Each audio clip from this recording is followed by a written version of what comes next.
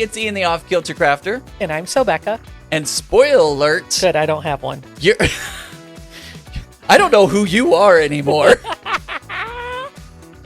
You have completely become somebody that I don't know. Okay, that's fine. Okay, so what was your spoiler alert? Well, you're hand sewing. Oh, I am. Sorry, guys. You're hand sewing, and you said you would never hand sew. You know, it's funny. On the live stream that I had this past Friday, somebody in the comments, I can't remember who it was, but she said, I recently watched an interview with you, and you said you would never hand sew. I laughed and laughed. It's true. It's true. And I said that especially when you started doing it and you're like, hey, this is kind of fun. And I'm like, who are you? We've said that many times on here. But before we get too far in our conversation, let's start off with the quilts. Okay. You've shown this one on before, but go ahead and talk about it. I feel like you have. Oh, maybe you haven't. I don't know. It is from the handmade, homemade, handmade, whatever. It's a line from Tula Pink. But it is the Are You Game in small? I think it is. Mm-hmm. And I brought it because this is the only quilt that I have made of Tula Pink fabric. I feel like you're going to It's also my first. You're going to be changing that at some point. Like, I feel like there's going to be a quilt that is Tula. I am working on a Tula Hexie. Does that count? Sure. Okay. We'll count that. We'll count that. Oh, my goodness. I currently have the Modern X quilt on my lap. I think I may have shown this one before, but who knows? I can hardly remember at this point. Like, I'm going to have to start making a list of the ones that I've shown off. Anywho, That's a good idea. Yeah, I should do that. So this is the Modern X quilt. I love this quilt because it has a surprise backing on it. It's got buffalo plaid on the back, which is very different than what I feel like the front of the quilt is. Mm-hmm. So, but I love the buffalo plaid on it. I don't know why. It makes me happy. Because you love buffalo plaid. I do love buffalo plaid. Blah, blah, blah, blah, blah. Sound like you were trying to say I love Bob. I love Bob. Mm-hmm. Buffalo Bob. Before we get into the subject of today's podcast, also, I wanted to send a call out to our audience because, believe it or not, I've almost been here a year, which means... When do you go back? Wow. Being that I've been here for almost a year, that means this podcast is almost a year old. And to celebrate that, we are wanting you out there to send in your questions for us to answer, because we're going to do a full episode on just Q&A. So we would love for you to send in your questions. And to do so, we're asking for you to either video record them. So take a video with your phone. And then we'll put it in the podcast. And then we'll put it in the podcast. Yeah, exactly. We'll put it in the podcast. Oh, I just did the thumbs up icon. You can either take a video recording and we'll include that in the podcast. Or you can take a voice memo note, which you can do on iPhone. And I think Android has something similar. So you can record a voice note and email that to us. You can email that either to myself, offkiltercrafterian@gmail.com, or Becca, which is becca@sewbecca.com. That's right. Email us those videos and or audio tracks, and we will incorporate them into our podcast. And you've got a couple of weeks to do this, so don't feel like you have to do it immediately. But I'm hyping it up now, so that way we can get some content in and we can do a full Q&A. That'd be great. Yeah. I think it'd be fun. I'll cue your A. I don't know how to feel about that. I don't know either, because it sounded worse coming out of my mouth than it did in my head. Maybe I should have said, I'll A your Q. I don't know. That sounds bad too. No. So moving along. All right. I got no comebacks. I just... I'll cue your A. Okay. Anyways, I'll thread your needle. Okay. All right. So what's today's topic? Today's topic is what you're doing right now. Hexies? Hex on the beach. No, I figured we'd not being yourself, evolving to a new level. I don't know. Pick. I don't know. All of the above. I feel like so. You've said that you would never do hand sewing. I am not interested in hand sewing. That is still something that I am not interested in, and I'll qualify that by saying currently, because apparently things change. So. Wah, wah. So I think we'll walk through your journey, and I will just be, I don't want to say opposition because that's not correct, but like devil's advocate, maybe, I don't know, but commentary. Yes, commentary, devil's advocate, the other side of things. But let's start off at the beginning, because you said you would never. Hand is a 4-letter word. Hand is a 4-letter word, but I also have said never say never. That is true. Because you never know what life is going to bring you. So, and it's funny because I'll just qualify that by when I first started sewing, I said no, never. And then I got a sewing machine and I wanted to start making practical things. And while I was making those practical things, I said, my mom asked me if I would make a quilt. And I said, no, never. And I started making quilts. And then somebody asked me if I would hand quilt it. And I said, no, never. I have not hand quilted a quilt yet, but I'm sure it will come. But then folks were asking me, will you ever hand sew? And I was like, no. And the reason why I was saying, and now look at me, right? Yeah, right. The reason why I feel like I was saying no is because I was, in my head, it was more difficult than it actually ended up being. I was intimidated with how you would keep the thread on the needle. I had nightmares of how it was always going to fall off. I learned how to overcome that. I had night sweats about, and all of this might be an exaggeration. I was also afraid of having to thread the needles, and I've got tools that help that. And then I was also very much afraid of my stitches. Mm-hmm. Didn't look good. They weren't even, they weren't tiny. I didn't know what I was doing. I didn't know how to make sure that my seams were secure. And so I was just like, forget it all. I'll use my sewing machine. Right. But then I realized, or maybe I've always known this. In fact, I know I've always known this, but I kind of embraced it. You're never going to get better if you don't try. You've got to start somewhere. So while I was at retreat, I can't believe it's only been a month, but while I was at retreat, I brought some EPP materials, and our friend Katie sat down and showed me the basics of EPP. And it was so simple. It was just base the fabric to the cardstock and whip stitch it along the edge. That's it. And I was like, you could definitely see my stitches, and sometimes you still can. Mm-hmm. You could definitely see my stitches in some of those first hexes, but I was doing it. And I found the repetition of grabbing the thread or grabbing the fabric with the needle and then pulling it. It's just this back and forth was very much like a creative fidget toy. Yeah, I can see that. It was mesmerizing and calming and allowed my thoughts to just slow down. So it started becoming something I could do with my hands when I could not be in my sewing room, which for me has turned out to be wonderful because I'm in the office so much now. And when I'm going, as the project that I'm on ramps up, we're getting into crunch time, right? So as we near the corner, the software that I'm working on will be deployed the middle of October. So we're hitting crunch period. Yeah.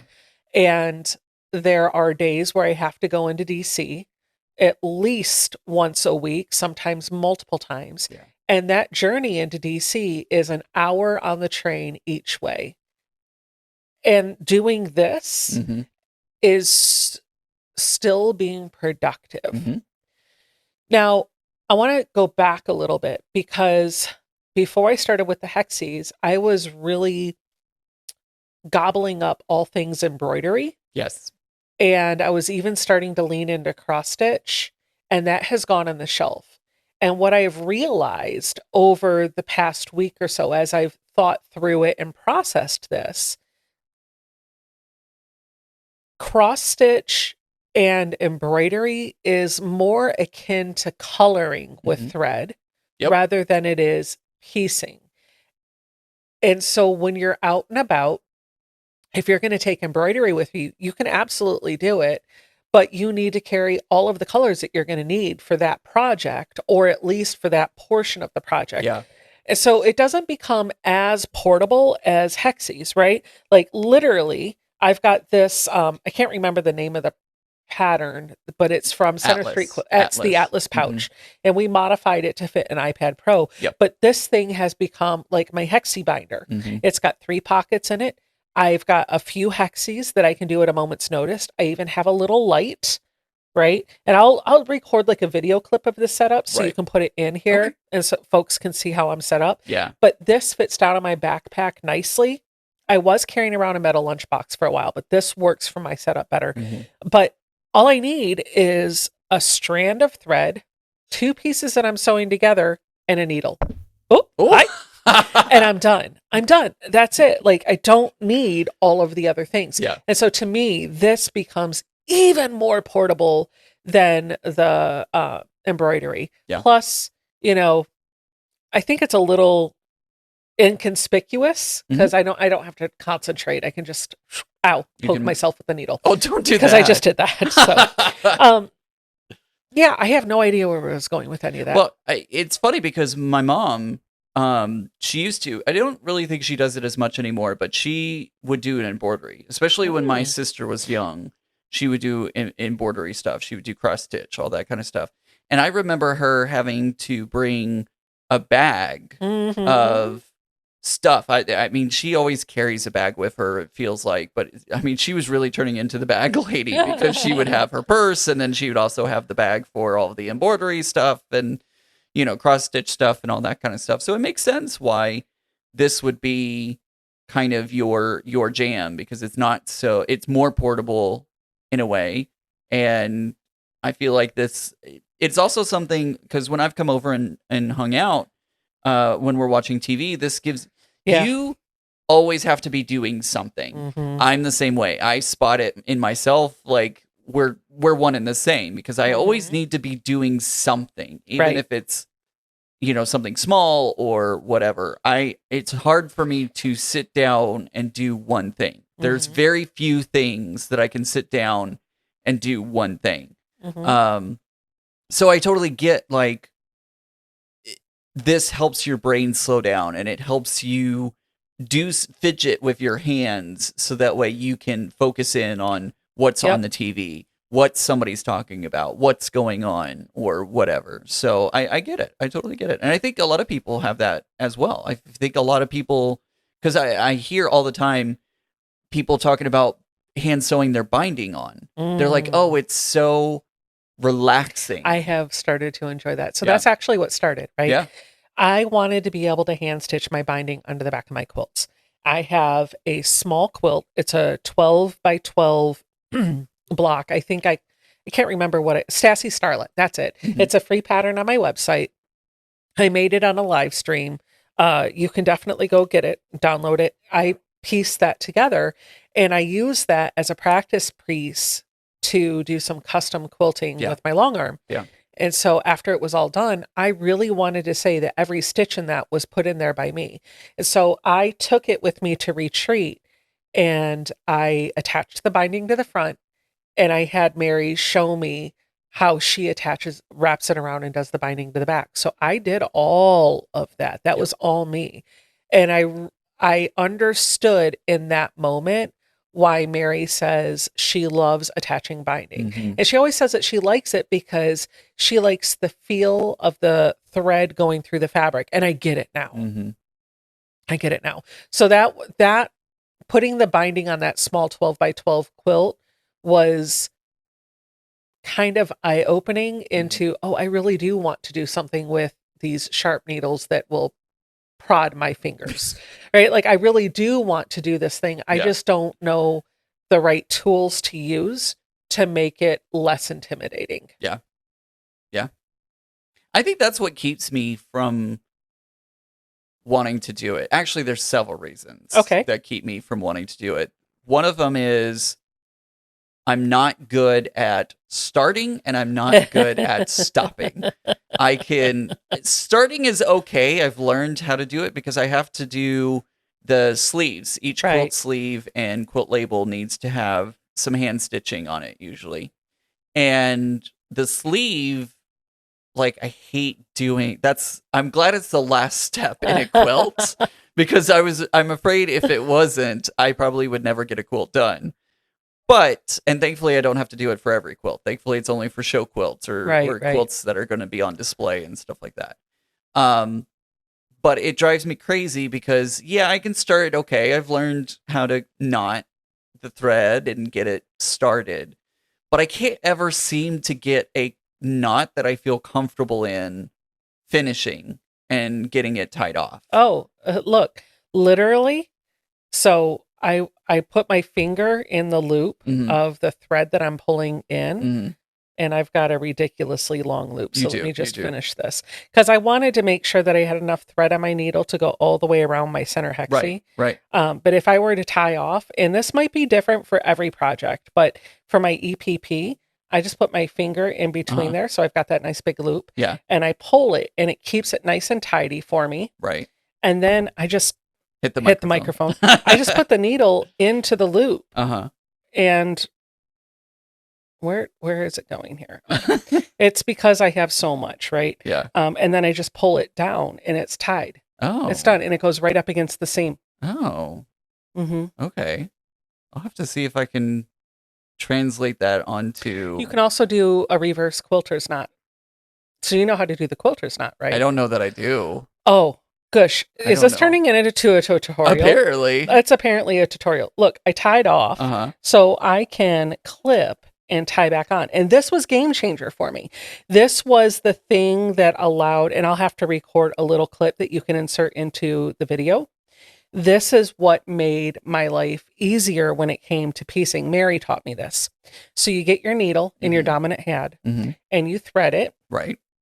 And then you turn the needle so that the point is facing your non-dominant hand. Right.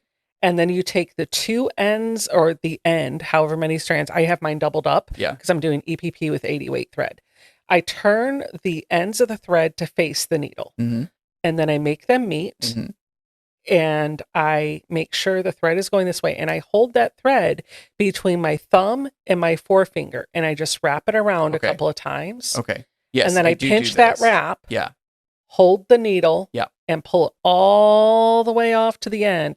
All the way off to the end.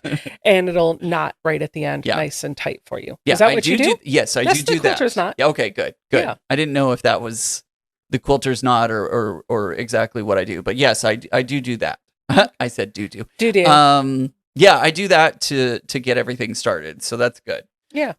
It always seems to be the finishing part but I'm gonna have to try that. Yeah, I'm gonna have to try the loop. And I've also, so Erin from Love So Modern has also shown. She taught me how to do some big stitch quilting. I just don't do it very often. Yeah. But one of the other things that she taught me to do is to put the needle right up against the fabric if you're quilting, right? And then you'll wrap it around kind of like you would do for a French knot with embroidery. Right. So just a quilter's knot right up against the fabric. And then you pull it up and out and it puts the knot right up against there and you can pull the knot in between the layers. I think I've tried that before and I somehow mess it up every time. Yeah, it's okay. It takes some getting used to. It does. It takes some getting used to. You would think because I've had several quilts and shows and you'd think that by this point I would be an expert at it, but it seems like every time I do it, I change what I'm doing. So it happens. I'm just like, sure, this will work. Why not? Why not? Hey, listen, if it holds, that's all that matters. Yeah, well, true. Very true. All that matters. So, yep. So what are we talking about? Like, I feel like I shared my journey and I'm just over here in La La Land. I don't even feel like I'm on track with our conversation. I think you are though, because, well, and something else. So finishing out my thought of like, another thing that makes this difficult for me, or another reason that I don't like hand sewing, is I find that working the needle through the fabric and everything hurts my fingers. Oh. And I feel like it is because my fingers are so long. You got to use the right needle. Well, I don't even think it's that. I think it is literally my fingers are so long that forming that shape to get the needle through the fabric hurts my fingers the way that it's doing it. Hold the needle. Let me see how you hold it. Okay, so if you were to just sew, what ends up hurting? Usually it's my actual finger. Like, maybe, and I just thought about this. So the art Sherpa. Well, okay, so look at I'm trying to pay attention to how I'm taking a stitch to see, because if you're doing this, I could see how your muscles would get tense. I just relax my hand and I just put the needle in. That's it. But I feel like until recently, I had death grip. I was like, that's exactly what I was about to say, because when I visited the art Sherpa, I would paint and draw with her. And she's like, okay, take your pencil. There was one time we were doing snowmen and she was like, okay, take the pencil and do the outline of the snowman. And she looks at me holding the pencil and she's like, you have a death grip on that. And I was like, do I? And she's like, yeah. And she she tries to pull the pencil out and she's like, give me this. She couldn't hardly get the pencil out. And she's like, okay. And she like formed my hand around the pencil and is like, okay, try this. And I just kept death gripping it and not like, I was also pushing too hard too. Like, she's like, okay, do a thin line. And I'm like, and I would draw and she's like, no, that's a thick line. Do a thin line. And I'm, no, that's not it. Like, she couldn't get me to do, I apparently don't understand the difference between like a death grip and no grip. No, I think you do. I think you just haven't relaxed enough. So as you're talking through like that experience that you had with her, it jogs to my memory. It brings to my memory the same motto, the same saying that I feel like we have told people over and over again: relax. Yeah. Relax, right? I think we get tense because we're afraid we're going to mess something up. Yeah. I think we get tense because we're afraid we're going to break it. But the only way you're going to get good is if you give yourself that grace to mess up. So I've had to learn this, and it's been with everything that I've started, everything that I've tried. I've had to tell myself this. So anytime I go into a creative aspect now, I take the motto that my firsts are not going to be my bests. This is just for learning. And it might be something I keep and hold on to and cherish. It might be something that I give away. It might be something that goes in the trash when it's done because I just don't want it. It does not spark the love for me. Yeah. But you have to practice your craft. And if you don't, you'll never have that craft in your arsenal. And I think that's true with long arm quilting, with sewing by a machine, because you didn't come out of your mama's thing. I'm not going to say the word, but you weren't born with that skill and that talent. Yeah. You are born with a certain set of skills and a ability to grasp onto some things maybe a little bit easier than others. Sure.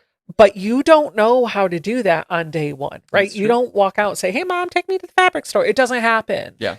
So if you think back to your first projects that you sewed on the machine, think about how you struggled to learn how to wind a bobbin. Yeah. How you struggled to learn how to thread the needle on the machine, which were all things that intimidated me before. Sure.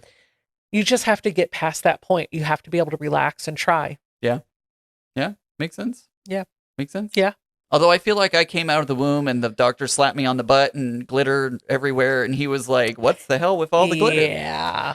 So I think other things happened too, but that's fine. Maybe I'm exaggerating. I think you fell right away. Probably did. But yeah. So yeah, there's that. So yes, you're right. It's like Mac was talking on our last one. Give me 6.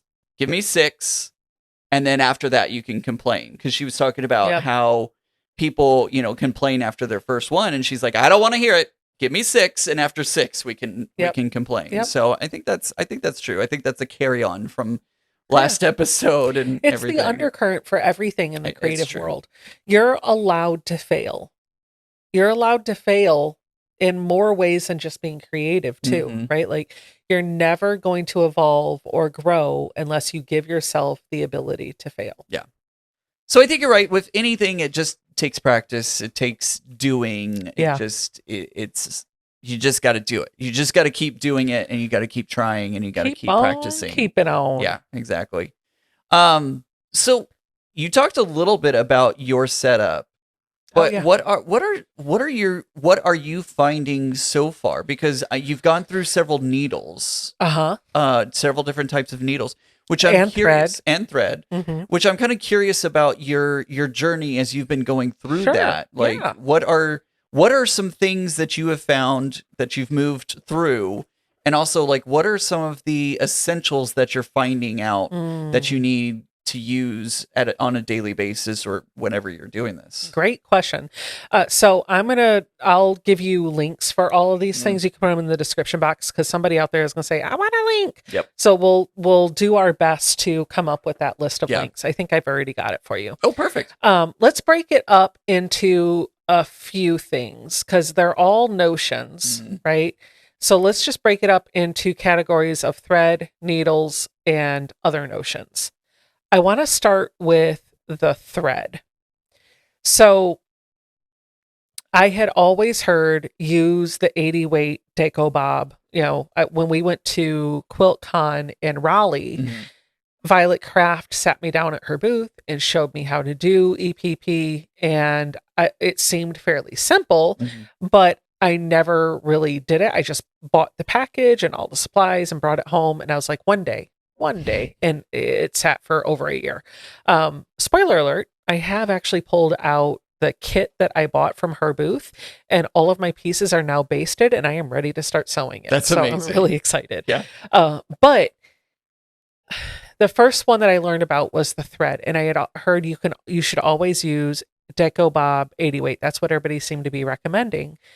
And I thought, okay, so while I was at retreat, I did not know that pre-wound bobbins are either 80 weight or 60 weight. Oh. Yeah. So I didn't have any 80 weight thread on me, and I figured if I could use somebody's pre-wound bobbin, then I would have a thinner thread. And while that was definitely thinner than my 50 weight, it was still pretty chunky. And I didn't realize that it was chunky at the time because I didn't know any better. Right. Until I got home and I pulled out my gray, because this was a white thread. I pulled out the gray, which happened to be the 80 weight Deco Bob, and I could immediately see the difference. Yeah. It was much finer. So that was the first part of the thread journey.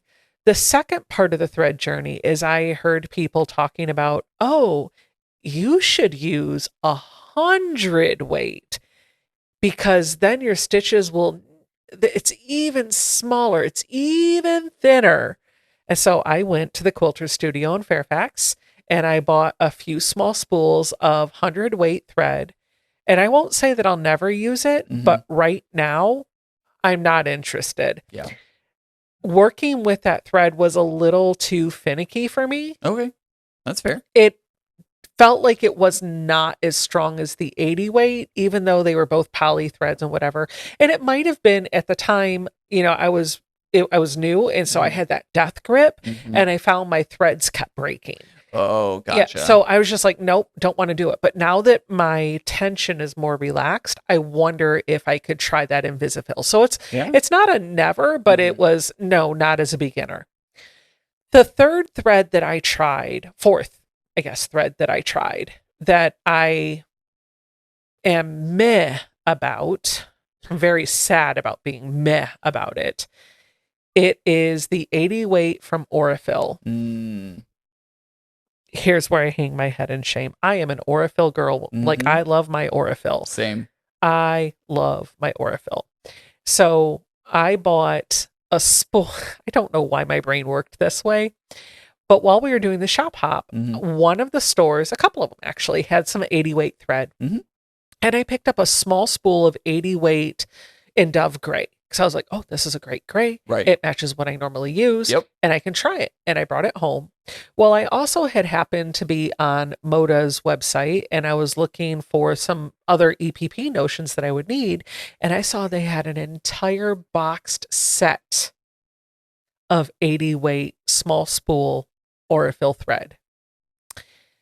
And I was carrying around that one spool of 2,600. I think it's 2,600. I was carrying around that one spool with me. And for some stupid reason, I was telling myself I could not use it until I got the big set. What I should have done is used some of that thread first, and if I still liked it, then spent the hundreds of dollars on the box set, which I paid wholesale for, so it wasn't horrible, but it was still a lot of money. I should have done that. I didn't. So that was an expensive lesson to learn. If anybody wants to buy a box set of thread, let me know. I'll sell it to you wholesale. But yeah, when I finally did open up that Aurifil and started using it, the thread was nice and it stayed tidy and it was in the small spool, but it was cotton thread and cotton thread as opposed to a poly thread. The cotton's going to hold up, but not as well as that poly from Daco Bob. So I prefer the Daco Bob more than I do the Aurifil, though I will say I'm also of the opinion that maybe it was my tension. Maybe it was user error, right? Yeah, could be. Because sometimes I like to pull off a long length, longer than I probably need, and so that might be part of the problem. I've also heard about using thread conditioners and other things. So we'll talk about that in the other notions if we remember. But yeah, like the first thing that I learned was thread, and I tried 4 different things. An unnamed pre-wound bobbin off of Amazon that came in bulk. It was okay. It was probably in my number 2 spot. The 80 weight Daco Bob, which is 100% in my number 1 spot. The Invisifil, which for me right now is probably in my number 4 spot. And it's only because not only was it fragile, at least for the grip that I had, it was also really super fine. And I was having a hard time getting my needles threaded with it. So I don't know. I don't know how much of that is user error. So number 3 would be Aurifil. So if I had to rank them, I would do the Daco Bob 80 weight. Number 2 would be the generic pre-wound bobbins off of Amazon. 3 would be Aurifil, and then 4 would be Invisifil. All right. Those of you that do EPP, let me know what you think. Yeah. Leave them down in the comments below or on whatever social media if you're listening to the podcast. Who knew thread was so all-consuming, right?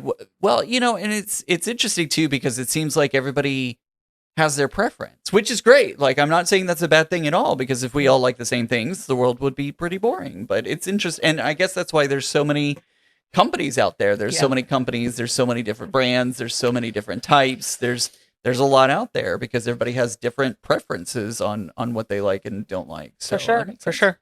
You went through a process with needles too, because I did. Did you start with a regular, like, quote unquote regular needle, or like where did you start off? I have bought so many needles over the past month. It's not even funny. And it's so funny because those packages of needles are just a couple of bucks. So I feel like this is an area where I can afford to make mistakes. Right. Thread, maybe not so much, but the needles, yeah. So when I started, I didn't know what needle to use. And while I was at retreat, Mary had given me a hand sewing needle to do my binding. And so I was doing the binding with that, but I honestly don't even know what that needle was. I think I was using the binding needle from Primitive Gatherings. These needles are amazing. They're like butter. But I didn't know that there was a different needle to use for EPP. So I started doing my EPP with the binding needle, and Katie came over and she was like, no, you should use this. It's a Milner's needle, which I have also learned that Milner's needles are also called straw needles. Same thing. Interesting. Yep. And what makes the milliner's, I don't even know if I'm saying it right. Yeah. But what makes this needle so good for EPP is that the eye is small and it's a really sharp needle. So it goes in through the weave of your fabric a whole lot easier. And you don't have the bulk in the shaft of the needle where the eye is. So it just glides right through. I had no idea. Yeah. You don't have to fight the needle. I had no idea. Yep. Like I heard you talking about different needles and I'm like, why are there different needles? Yeah. That doesn't make sense. Yep. But now it does. I didn't know that straw needles and milliners were the same thing. Yeah. But spoiler alert, milliners needles are not all created equal. Straw needles, whatever you want to call them, they're not all created equal. You have created needle. They're not all created equal. And so you've got lots of brands out there making needles just like you do thread. And it becomes almost a personal preference for which brand you're going to use and what size you're going to use. So Katie started me out on a size 9 milliner's needle. No clue what the brand is. It was just she had it in her pincushion. She's like, here you go. And I took it.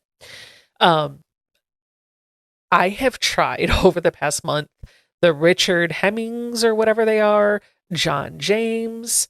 I've tried Tulip needles. I've tried the Sue Daily ones. I've tried a whole bunch. And I've mostly am staying in like the size 9, size 10 range. When I was at retreat, I went with the size 9 because that's what was given to me. But after looking online and doing some research, it seems like folks, I don't know why it's doing that. I don't know why. It seems like folks were really recommending like a size 11 or a size 10 or maybe even bigger. The bigger the number of the needle, the finer it is. Right. So I ended up gravitating towards a size 10. And while we were doing our shop hop, you noticed I kept buying size 10 straw needles of all these different brands. We went into the Scrappy Apple in Winchester. And I sat down in my chair that I always sit in when we visit Kathy. No, Kelly. Kathy's at the other one. Yes. When we visit Kelly, I sat down and I pulled out a hexie and I just started doing my thing while I was waiting for everybody else to be rung up. And she came over and she's like, ooh. She's actually the one that told me about Invisafill, by the way. Yeah. But she also told me about these Sue Daily EPP needles. She's like, try them. You'll love them. So she gave me a package of them for free. And I took them. I pulled one out and I started using it. And I'm like, oh my God, this needle is sharp. It glides through the fabric, but it's longer than normal. So if you have bigger hands, it's easier to grip. Yeah. But it also has just a little bit of give in the needle. So as you're working it, it's not so rigid. It kind of flexes a little bit with your project, which makes it really easy to get into this rhythm. Yeah. So number 1, top of my list, the Sue Daily needles, preferably size 10, also okay with the size 9. Second spot would be the Tulip needles. The Tulip milliners or straw needles, size 10 or size 9. These needles are great. They still have a little bit of the bend, but they're long too, so they're easy to get a hold of and get into that rhythm. Right. And then everything else falls down. But those would be my 2 go-to. Okay. Yeah. Cool. What about Glide or beeswax or like... Because there's several products out there. I think isn't Glide one of them? I don't remember. There's several different products Thread out there. Conditioner, wax. Do I have some? I do have some. So this. Oh, that's what I was thinking of. That tin right there. Yep, this tin, and it is So Fine. So Fine. Gloss. That's what it was. And it comes in a variety of scents, not flavors, because you don't eat it. Oh darn. So I've got a couple of these. This is lavender. Ooh, let me smell. Oh, that's nice. Yeah. It's I nice. like that. It's nice. And it lasts for a long time. Yeah. I've also got one upstairs. I don't remember what the scent is. It's like a citrusy scent. I like it. These are really good because you got a lid that you can screw on. So there's 2 products that I've used for this. Just traditional, well, 3 actually. This is a life hack. One of the things that you can use, chapstick. Really? Yep. No way. Chapstick. Yep, learned that at QuiltCon. The ladies at the Sew Tight booth were handing out chapstick, and I was like, "Oh, thanks." And I wasn't thinking about using it for my lips. I was just like, "Oh, thanks." And they're like, "Oh, you can use it for your thread too." I was like, I think it was the ladies at the Sew Tight booth. It might have been somewhere else. So that's the dollar store hack. Yeah. The other two things, Amazon has these just things of beeswax that are made in circular form, and you put them into this little plastic container that have ridges on it, and you pull your thread through that. It's fine. I really like the So Fine thread gloss. They both do the same thing, but this is more portable. It's smaller. You get to use it a lot. It has a lid on it, which I feel like keeps it cleaner. Yeah. But also running my thread through it is a little bit easier too. So I would, if I were to rank these, I would do the So Fine, then the beeswax, and or chapstick. Now, okay, so I told you about the different brands that I tried and what I liked, but I didn't touch on what this does. Yeah. So this is a wax or a coating that goes on top of your thread, and it helps protect the thread from all of the friction, right? So, and it keeps it from getting tangled and stuff like that. So if I were to, and I'm going to have you do this actually. Oh, okay. Is this not show and tell, but like, I don't know. Kind of a little bit like show and tell, right? Like, let me just knot off. I want to give you my needle and my thread. Oh, hit the microphone. I want to give you the needle and that thread, and I want you to run. I'm going to show you how I do this. Yeah. And I want you to feel what the thread feels like before and after, and see if you can kind of explain it. I know what it feels like, but it'd be good to get a second opinion. Yeah. So I'm going to snip this. Snip. Snippity-doo-dah. And then I'm going to hope I can find my needle. Don't lose it, please. Not in my place. Please don't lose it here. I'm just going to put my quilter's knot back at the bottom so I don't have to worry about my needle falling off. And so what I do when I'm applying, I haven't applied any to this, by the way. Oh, okay. Because I can use it without. Right. So when I'm applying this, I usually will grab by the needle and I will pinch the end of the needle where the thread is up against the wax, and I will just pull while applying pressure to the wax. And I will do that like 3 times. Oh, okay. Here. Feel the thread before you do that. Feel what it feels like. Feels like thread, right? Feels like thread. Yeah. Fine thread. So you just put it in here. I lay it on top of the wax or the conditioner, gloss, whatever you want to call it. And then apply pressure with your thumb and just pull it through. You're going to go all the way until it runs, you hit the knot, and then do it again. You're going to do it like 3 or 4 times. So it's applying a coating that helps with the friction. Because if you think about when you're hand sewing, that same strand of thread is going to keep going through the fabric over and over and over again, right? But in a sewing machine, the thread that you're applying goes into the fabric once. Yeah. It's not repetitively going in and in and in. Right. This is. Oh. What does it feel like to you? It feels waxy. Like I can feel the coating on it, and I guess it feels a little more slick too. Yeah. Yeah. I guess. And it's got a bit of a body to it. Yeah. So it's almost like when you start your fabric, you get that body to the fabric so it doesn't flimsy all over the place. Right. This kind of keeps it a little bit more under control. Yeah. Huh. What do you know? Yeah. Now, the one thing that I will tell you about the thread gloss is take a look in there.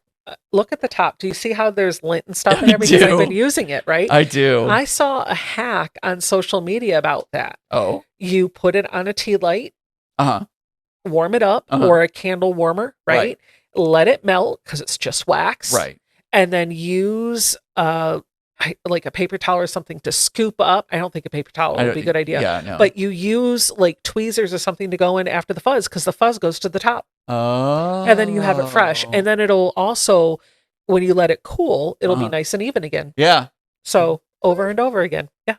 Over and over. Makes my hands smell good too. Yeah, it does. It does. It does. So I love that. I do find that when I pull off big lengths of thread that I will have to stop and reapply. Yeah. But when I use it, I find that the thread doesn't get tangled nearly as much, and it doesn't fray as much, because if it's going through fabric over and over and over again, all that friction is hitting the thread. And most of the time you're fine, especially if you've cut off an appropriate amount of thread, not 3 feet. I'm guilty of doing that. No, too. I will too. Yeah. I'm like, no, I'll just make my arm go out as exactly. far as I can. Exactly. But it helps the thread not wear down as fast. I'm wondering, when I put sleeves on the back of quilts, a lot of times I'll end up with a knot. Somehow I'll end up with a knot. I wonder if this would help me prevent from doing that. I'm mad at myself, by the way. Why? Because I was sitting next to the person who owns this company in QuiltCon in 2020. Was it 2020? I think it was 2020. I was sitting next to her. Yeah, because I was a guild leader at that time, and we had a guild leader breakfast. I was sitting next to her, and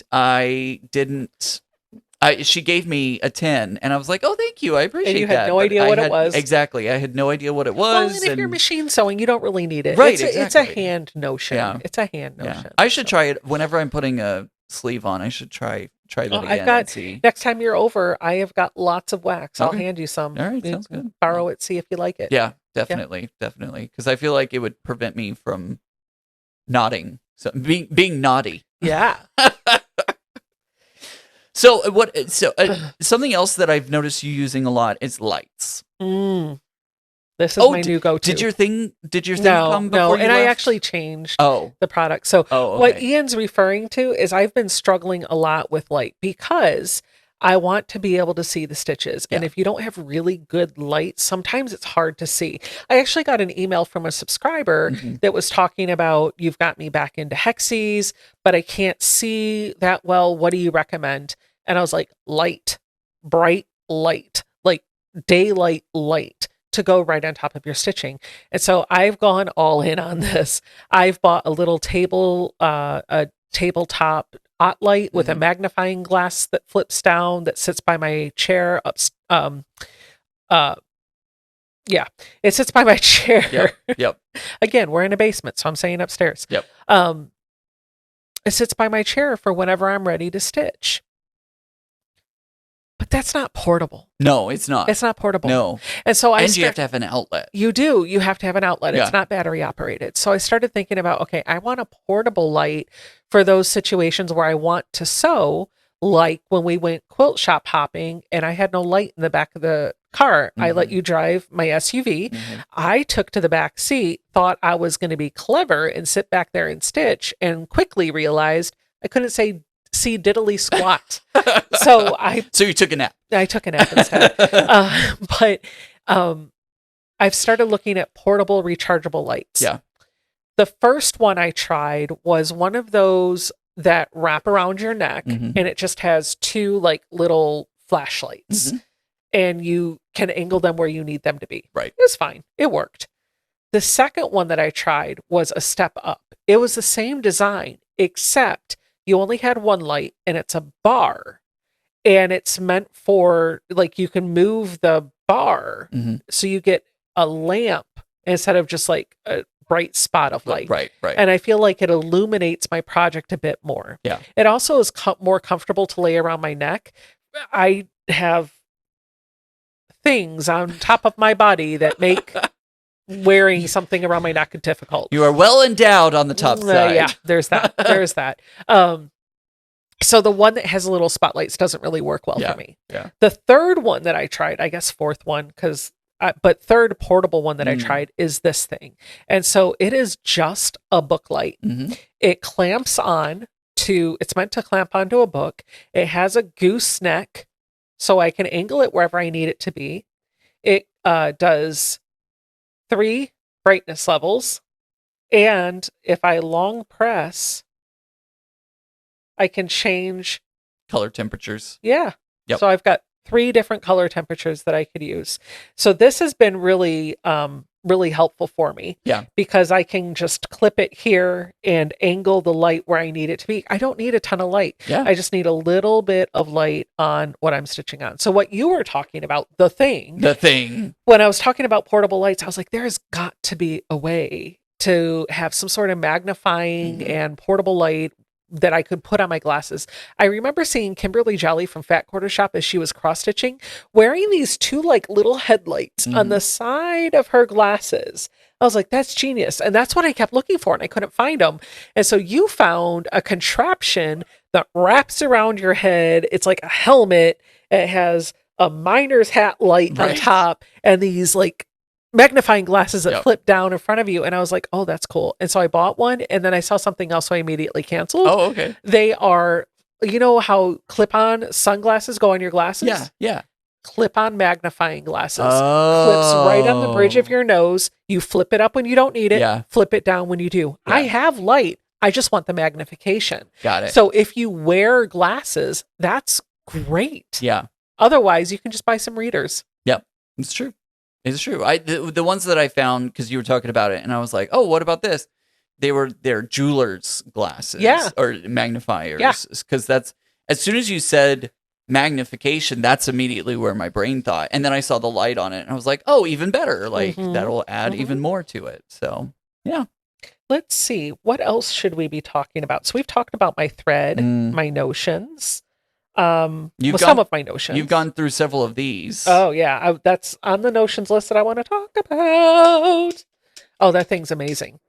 So when you're looking at it, there is 2 holes, right? This is meant to thread a regular needle or a fine needle. And here's why that has been game changer for me. Clover has one of those desk needle threaders. Everybody has them. Everybody has them. Mary bought me 2 while we were at retreat in July. She's like, you'll need this if you're going to do handwork. And I was like, okay, sounds great. But the struggle with that is for needles that are finer, like what I'm using for EPP, and a finer thread, like the 80 weight that I'm using, the Clover needle threader doesn't hold the needle in the right position to always work. The first few times you thread a needle with that, it might work. But then after you've threaded it a few times, it won't work anymore, but the needle's still plenty good. Yeah. And so then you end up having to thread it by hand, and that's a pain in the butt. So I started researching, and I went to my good friend ChatGPT to give it my problem and see what it could solve. And it actually recommended that. Oh, interesting. Yep. And so what's neat about this is one side is for a regular size needle. It'll be the one that's on your left. And then the other side is for a fine needle. And the way it works is you put your needle into one of those holes. Right. So for me, I'm always using the right side. You put the eye of the needle down and the point up. So be careful, because you will stab yourself. And then there's a little slot where you put your thread on it. And what I have learned with this is when I put my thread into there, if I hold the thread and set that on a flat surface, and then I press the button, I knew you were going to do that. Couldn't help it. You press the button, there will be a little hook that it'll take the thread that is wrapped around the loop, and it'll push it right through the eye of the needle. And so you'll get just a teeny little loop hanging off of the side. And so you can grab that loop, pull it through, and then pull your needle out, and it's threaded. Boom, boom, boom. Nice. Yeah. And I don't go anywhere without that notion, because my eyes deceive me. Yeah. Yeah. What are some other notions that I have? Okay, so let's talk about my scissors. Oh, yeah. I've got these, and I have these in my case right now because they have a sheath, and they're pretty. They are Ginger embroidery scissors. I hate them. I hate them. Because in order to cut, I've got to pull them out, which I can divide that up by just like leaving them out. But then I got to pick them up and put them on and then snip. The easy snips that hinge like you have with the Tula, the ones that I keep at my sewing machine, 100% highly recommend. These are cute. They are very functional. They are great. But if I had my choice to have in here, I would have a pair of easy snips. Yeah. That hinge motion. You just. Yeah. I when my friend I can't remember if I bought them or if my friend bought them, but she was like, you're gonna like, this is gonna be what you're gonna use from now on. You're not gonna want anything else. And I was like, oh, okay. And then I actually used them, and they're my favorite snips ever. I have a pair at Ruby. I have a pair in my featherweight case. I have a pair at the Juki, and I need to buy another pair to put in here because they are life-changing. Yep. They are life-changing. So, what other notion do I have? Okay, so magnets. Magnets. Okay, we'll go to magnets first. So you'll see inside of here, by the way, there's that spool of Aurifil that I'm dreading. I have Sew Tights. Sew Tights can be used to hold your pieces together so that your hand doesn't get fatigued gripping it to death. It holds it where it needs it to be, and it allows you to loosen your grip. That said, I've started graduating out of using them. I don't need them every time I sew a seam. There are times where I definitely want them, but they're because my pieces are so small, I'm holding it together with my thumb and forefinger anyway. Yeah. So, but if I had bigger pieces, and I will probably pull them out. Right. Yeah. I was thinking for the lion, you'll probably end up pulling them out for that. And you know what else Sew Tights work for? Putting your labels on your quilt. Oh, yeah. Yeah. Like Mary was like, wait a minute, I can use those to hold the label on the back while I sew it into place. I was like, yes, you can. Yes, you can. Yes, you can. So I love those. But the way I am using them right now is I have a pocket in my Atlas portfolio that's made of fabric. And so the way the Sew Tights work, if you guys have never seen these, it's essentially like a needle minder. You have this side and then this little metal disc, and I love that sound. They slip together, and they're pretty strong. And so to separate them, you just slide them apart, and they come apart. The way I've started using them is by just putting them on the fabric. And so that turns into a needle minder. So I can just set that right on the magnet. Nice. It's fine for while I'm sitting here. If I'm going to move or take this with me, I'm going to likely just weave it into a piece of fabric. I don't need a special pin cushion. I just put it into my pouch. Yep. I do have a scissors minder in here, though. Do you see it? I think it's inside that pocket. Yep, I saw it. So Mary and I both bought this same scissor minder while we were in... gosh, that's big. It's huge. While we were in Alabama. And it's heavy, and the magnet is way stronger than the Sew Tights. Deanna came to visit over the weekend, and she actually gave me this idea. Because I was talking about, I really need a place, like a magnet to hold my scissors or whatever else, just like a catch-all magnet. She was like, what about your scissor minder? I was like, oh yeah. She's like, you could slide it in so that the decorative part is on the inside if you don't want to see it. And the backside becomes magnetic too. So that takes me to my next little thing. My bobbin. A bobbin holds more thread than you realize. Like this has been going for a month and it's only halfway gone. Oh my gosh. But it's my metal bobbin for my Singer. Right. And so just snaps right on. It can stand up and do that. But it can also lay down. Yeah.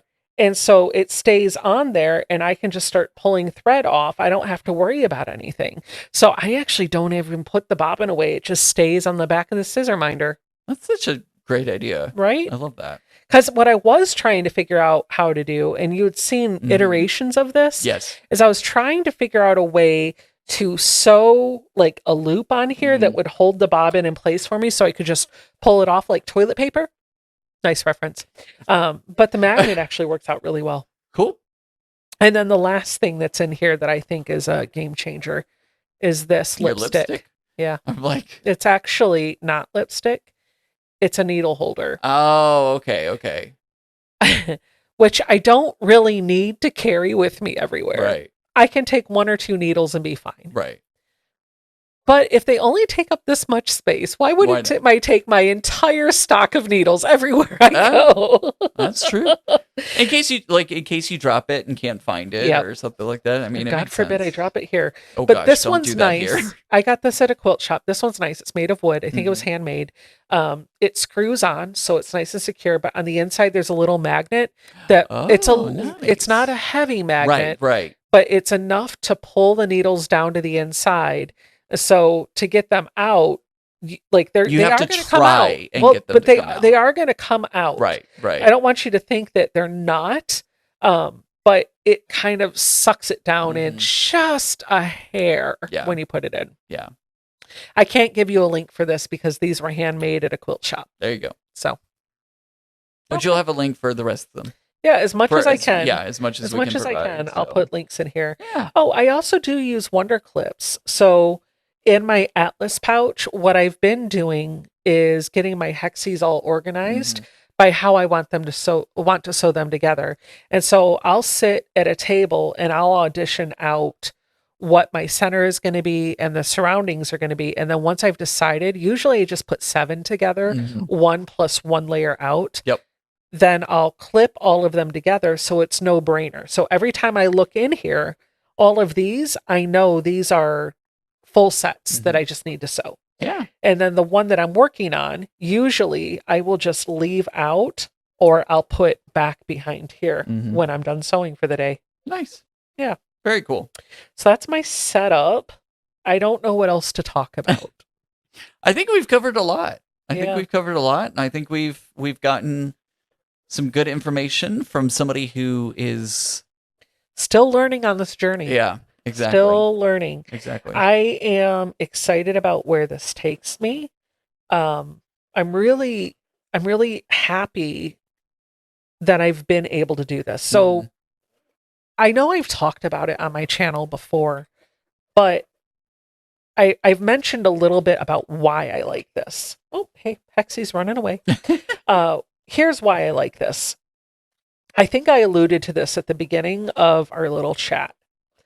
I have discovered that I am a piecer above all else. And this is very much akin to piecing, right? Yeah. Whereas, like I said before, embroidery or cross stitch is more like coloring on fabric, which could be the same as quilting. I do like coloring, don't get me wrong, but what I'm really driven to do is to sew. I want to join the fabric together. I want to build, I want to piece. That's what I want to do. Yeah. This lets me do that. This also lets me do it in places where I could never sew, right? It's very portable. I still get to satisfy that urge to be creative while multitasking and doing other things. Yeah. My husband loves to watch TV. Me, not so much. Not a fan. I usually get bored. A lot of times while I'm watching TV, I will fall asleep or get really tired and just want to go to bed because it's just boring. Now, it doesn't mean that I don't like shows. It just means that while I'm watching that show, we talked about this, right? Yeah. While I'm watching that show and I'm digesting it, I want to do something else to keep my brain from going way over here or just vegging out completely. Yep. So I find that this allows me to have at least an hour every evening with my husband in front of the TV. We pick a TV series that we both want to watch.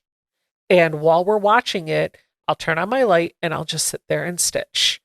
My eyes are probably not watching the TV, but I'm following the story. Sure. Right? It's the same thing that you do in your sewing room, right? Exactly. Like you turn on a YouTube video. Most of the time, you're not watching the entire video. You're listening to it, right? Like I've heard people say that a million times. You keep me company in my room while I'm sewing. Yep. It's the same thing. Yep. It's exactly. the same thing. Exactly. Yeah. Very cool. Very cool. So, Ian, do you think you'll ever try hand sewing? And it's okay if you say no. It's not my thing. Yeah, that's fine. not to say that it won't ever happen because obviously with you that you said never and now here we are. Can we just talk a little bit? I just want to highlight this because I see a trend that is hilarious to me, and I know you've picked up on this, right? When we first met and started talking, I was sewing on a Baby Lock computerized machine. Yep. And then I wanted something faster. And so I went to a mechanical Juki, thanks to the guys over at Sew Yeah. Mm-hmm. And I sewed on that for a long time, and I still have it. I still have a Juki. But it was so heavy and cumbersome, and I had such a desire to have a vintage machine. There was just something about vintage machines that I was pulled to them, but I didn't want to work with them. Right. Because I was intimidated with, how do I wind a bobbin? How do I thread the machine? What do I do if something goes wrong?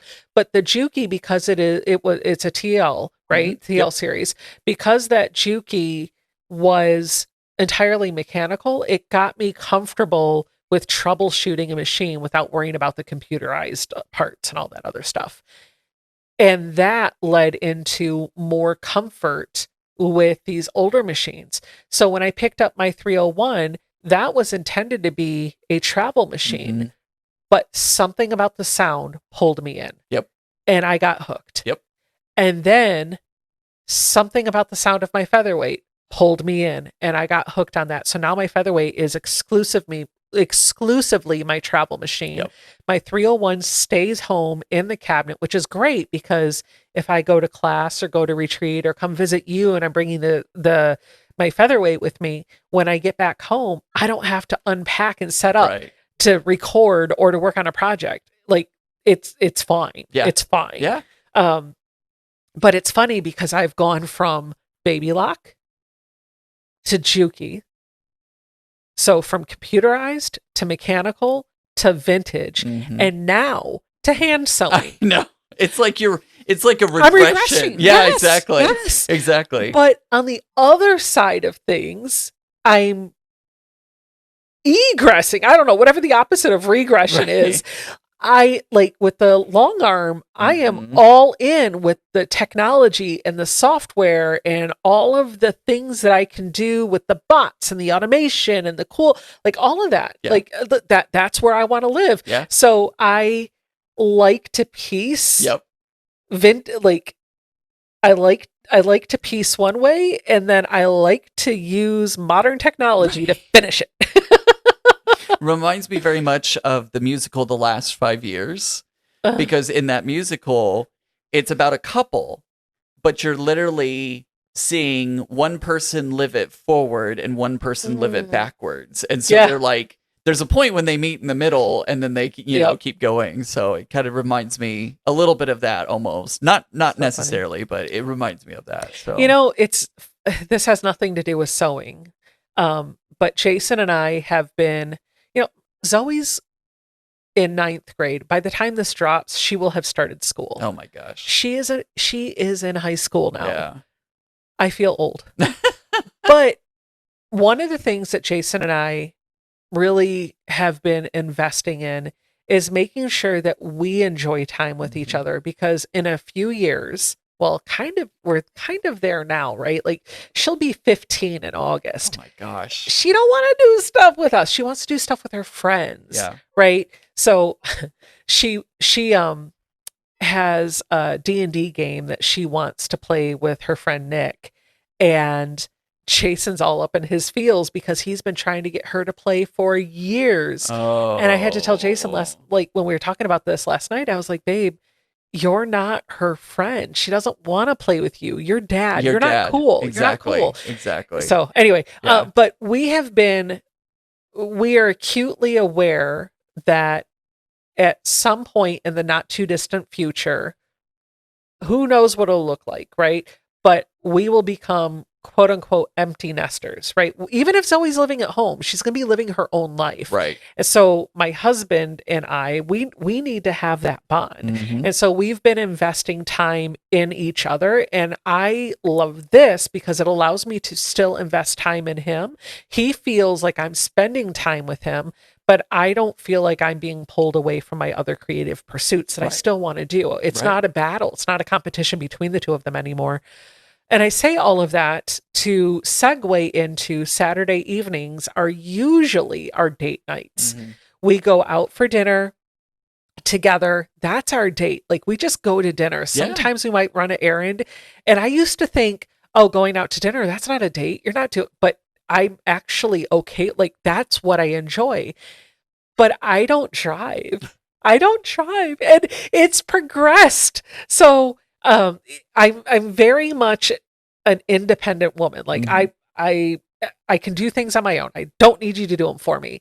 And that hyper independence, we can get into a whole bunch of reasons why I have that. Right. Don't need that therapy session. We don't have time for that today. No. But I have started letting go of that a little bit on our date nights. And when when we go somewhere, I hold his hand, or I'll put my hand around his arm, and I usually walk just like a step behind him, and I let him lead. Mm-hmm. He didn't notice I was doing that until we talked about it. But what I did notice is it just became second nature for him. So when we would leave a restaurant, he would be one step ahead of me and his arm is already reaching back to grab my hand. I'm like, okay. But now he opens my car door. I don't do doors when we're on dates. I just walk to the door and I stand there and he'll open the door.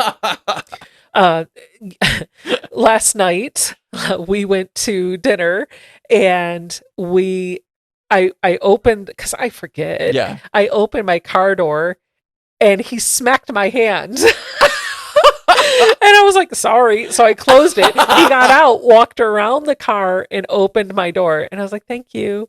And then we go into the restaurant. And we're not even at we're in a hole in a wall having crabs, because it's crab season. So I'm all about crabs every time we go out right now. We walk in and this is not a fancy restaurant. Right. At all. Yeah. Like, you're drinking out of plastic cups and there's brown craft paper on the tables. Yep. He pulled my seat out for me. Right? Like, so like that's turning into like this old-fashioned-y type of thing. And what makes it even funnier is this went with me. And so while we were driving to dinner, I'm sitting in the passenger seat, just shoop, shoop, shoop. I was like, who am I? If I saw y'all out, I would probably say, get a room! I was actually thinking, and we'll kind of just end on this note too. Jason and I met in 2006, sorry. We met in the summer of 2006. We started dating. I think our first official date was Halloween, actually. Okay. So I had a couple of friends that wanted to go to a haunted maze and a haunted hayride, and they invited me, and I invited Jason to go along. Yeah. And I remember I don't like scary things like that. Right, yes. And so like I was okay with the tractor ride because I knew nothing could touch me. Right. But the haunted corn maze, no. The haunted house, no. I don't want anything to jump out at me. I don't want anything to touch me. I don't want you to get close. I want to see you from a distance. Right. So I was telling him about, I'm scared. I don't know. Right. And he was like, well, I got 2 kids. If you get scared, you can just hold on to me. I'll hold your hand. And so we were walking through the corn maze. And of course, I used that as an opportunity to hold on to him. Right. Like, yeah, of course. Yeah. But the signal for me was, and I don't know if he considers it our first date, but I definitely do. When we were on the tractor ride, I put my hand through his arm because he was still letting me like hold his hand. Right. But then he put his hand on my knee. I was like, yeah. But anyway, we met in 2006. I know. We met in 2006. It's so cute. No, just kidding. but that's kind of where I'm going. Like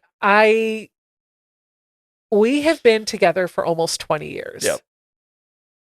And I feel like, and you've seen us together a lot, I feel like that spark is still there. Oh, absolutely. I love him. He is my best friend. And I couldn't imagine life without him. That has nothing to do with sewing other than he pulls my chair out for me, lets me sew when we go to dinner. But all that to say, I'll just close it with, it's important to me to make him feel loved too. Yeah. And this allows me to do both at the same time. Yeah, absolutely. And honestly, he gets more quality time from me because I'm not falling asleep. True story. True story. And after the podcast is over, I'll go warm up my frozen TV dinner. On that note, no, I'm just kidding. Accepting applicants. If you know anyone that's single. Right, exactly. But no, that's cute. It's really sweet. It's a sweet story for sure. So, and on that note, I think this podcast is finished. And just like my marriage, it is perfect.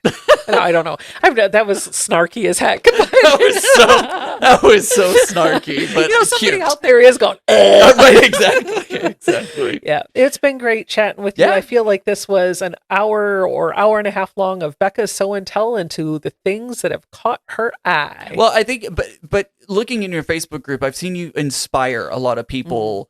And I think a lot of people will enjoy this in-depth look on your journey and, help them with their journey. Or I think I think you told me somebody emailed you and said that they refound their love of EPP. Yeah. So I think it was a good, relevant topic to talk about. We have so many more fun things coming up.